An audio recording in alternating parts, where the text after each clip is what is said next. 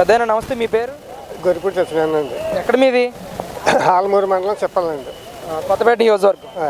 ఏం చేస్తుంటారు బాబాయ్ మీరు? వ్యవసాయం చేసుకుని పనులు పోతుంటామండి.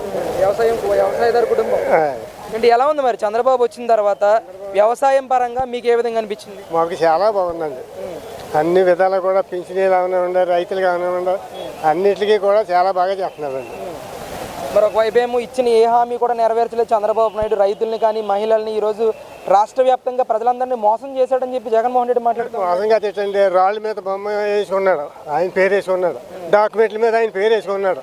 మరి ఏంటండి అది పరిపాలన? ఎవడైనా నమ్ముతాడండి అసలు? అలా ఉందండి ఆయన పరిపాలన. ఏమనిపించింది బాబాయ్ డాక్యుమెంట్ మీద ఆయన ఫోటో చూసినప్పుడు కానీ, సర్వేరాల మీద జగన్ గారి ఫోటో కానీ ఆయన మాటలు వేసుకున్నాడు? మొత్తం భూ కాజేస్తాడని అనుకున్నారండి అందరు రైతులందరూ కూడా. అప్పుడే తిరగబడిపోయారండి శుభ్రంగా. అదే బాగా ఎఫెక్ట్ అయిందంటారు జగన్మోహన్ రెడ్డి? బాగా అయిందండి, బాగా ఎక్కువ అదండి. ఏమంటే ఈ లోపల బేడి బ్యాచ్ కూడా ఎక్కడికక్కడ ఎక్కువైపోయినాయండి. ఆడవాళ్ళు బంగారం వేసుకెళ్తా కూడా బాధపడ్డారండి. కొంతమంది బంగారాలు లాగేశారండి, కొంతమంది చంపేశారండి. ఎప్పుడండి? గతంలో అండి, 5 సంవత్సరాల్లోనండి. ఇప్పుడు ఏ ఆడదైనా జరుగుతుంది ఏంటండి, పబ్లిక్గా తిరుగుతున్నారండి. ఏదైనా తేడా వస్తే మాకు ఫోన్ చేయమని చెప్తున్నారండి. అంతా బాగానే ఉందంటారు చంద్రబాబు వచ్చిన బాబు. ఆయన ఈ కూటమి ఉన్న నాలో ఎవరి తరము కాదండి. ఏంటంటే మరి మీ గోదావరి జిల్లాలో ముఖ్యంగా గతంలో అంటే 2024 ఎలక్షన్లో కూటమి క్లీన్ స్వీప్ చేస్తుంది మొత్తం అన్ని సీట్లు కూడా. ఈసారి ఎలా ఉంటుంది 2029లో? 29లో కూడా ఇంతకంటే ఎక్కువ మెజారిటీ వస్తుందండి. ఇప్పుడు జగన్ గారికి ఉన్నాయి సీట్లు కూడా రావండి. నేను చెప్తానండి, రావండి. ఏమండి ఎందుకని? ఎందుకని ఆయన చేయని అనవసరమండి, అంతకంటే ఏం కాదండి. ఇంకా ప్రజలకు గుర్తున్నాయంటారా జగన్ గారు చేసినవి? ఇంకా గుర్తేటండి, గుండెల్లో మెరిగిపోతున్నాయండి. జగన్ గారు చేసినవి గుండెల్లో మెరిగిపోతున్నాయండి జనానికి. ఏమంటే ఎందుకని? ఆయన ఏమో నేను పెద్ద ఎత్తున సంక్షేమ కార్యక్రమాలు ఇచ్చాను, ఈరోజు రాష్ట్రంలో ప్రజలందరూ కూడా మాట్లాడుకుంటున్నారు నేను ఉంటే బాగుండేదని. ఇప్పుడు అమరావతిలో ఏం చేస్తున్నాడండి? ఇప్పుడు రైతుల్ని కొంతమందిని కూడా పెట్టుకుని మీకు డబ్బు ఎక్కువ వస్తుంది మీరు ఇవ్వకండి అలాగని ఆఫ్ చేశాడండి. అది మంచి పని అండి. అది ఎవరైనా నమ్ముతారండి? ఎంత ఉద్యమం చేశారండి అమరావతికి. ఆడవాళ్ళు కూడా కొట్టేయండి, ఎన్నో చేయారండి. ఎవరు నమ్ముతారండి బాబు? ఎవరు ఇప్పుడు నమ్మే రోజులు కాదండి. ఆయన మావిగానే కడతాను అంటున్నాడు, 2029 గెలిపించండి అని అంటున్నాడు. ఏమీ లేదండి, ఏమవుతుంది. అంటే ఆయన స్టేట్మెంట్ ఇచ్చారు, 2029లో కొట్టేస్తే మావిగన్ రాజధాని ముందుకు తీసుకెళ్తాను, చంద్రబాబు కొట్టేస్తే అమరావతి ముందుకు వెళ్తుందని చెప్పేశాడు ఆయన ఖచ్చితంగా. మరి ఎలా ఉంటుందంటారు ఈసారి? ఏమీ అవుతుంది.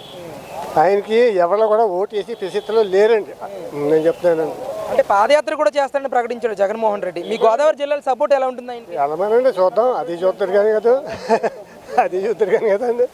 ఎంతమంది వెళ్తారో లేదా డబ్బు ఇచ్చుకుని తిప్పించుకోవాలండి, ఇంకంటే ఏమవుతుంది. ఎందుకు బాబాయ్ జగన్మోహన్ రెడ్డి గారి మీద ఇంత పెద్ద ఎత్తున వ్యతిరేకత రావడానికి కారణం ఏంటంటారు? 2024లో ఓడిపోవడానికి కారణం ఏంటంటారు అసలు మీకు తెలిసినంత వరకు? ఏమండి, ఆయన చేసిన పనులు మంచి చేయండి. కళ్ళకి ఎదురుకుండా కళ్ళ కట్టినట్టు ఆపడిపోతున్నాయి కదండి. ఎలా మంచి వస్తుందండి ఆయనకి? ఇంక పరిపాలనలో కూడా పని చేయడం చెప్తున్నారండి. ఇప్పుడు మొత్తమే పరిపాలనలో పని చేయడం చెప్తున్నారండి. చంద్రబాబు గారు బాగా పరిపాలన చేస్తారు, సంతృప్తిగా ఉన్నారు మీరందరూ? ఏం అనుమానం లేకుండా. మళ్ళీ ఎప్పుడు కూడా కూటమి ఉన్నంతకాలం జగన్కి ఏమి చోటు ఇవ్వరండి. అంటే మీది వ్యవసాయదారు కుటుంబం అని అంటున్నారు కదా, మీకు అన్నదాత సుఖీబాబు డబ్బులు పడ్డాయా? అసలు వ్యవసాయదారుడికి ఏ విధంగా ఉంది ఈసారి పరిపాలన? ఏమంటే 3 రకాల కింద వేస్తున్నారండి, 20,000 అండి. సరిగ్గా పంటకాలాలు రాకపోతే వేస్తున్నారండి, తీసుకుంటున్నారండి. ఎలా మర్చిపోతారండి? ఎమ్మడి వచ్చేస్తున్నాయి కదండి, కొట్టిన ఎమ్మడి వచ్చేస్తున్నాయి. ధాన్యం కొనుగోలు విషయంలో ప్రభుత్వం ఎలాంటి చర్యలు తీసుకుంటారు? అయిందండి. ఇప్పుడు ఇంత క్రితం అయితే దాళాకి వస్తేనేమో తొలకరికి ఇచ్చేవాడు కదండి, తొలకరికి వస్తేనేమో దాళాకి ఇచ్చేవాడు కదండి. ఇప్పుడు అలాగేటండి 24 గంటల్లో ఖాతాలో పడిపోతుందండి.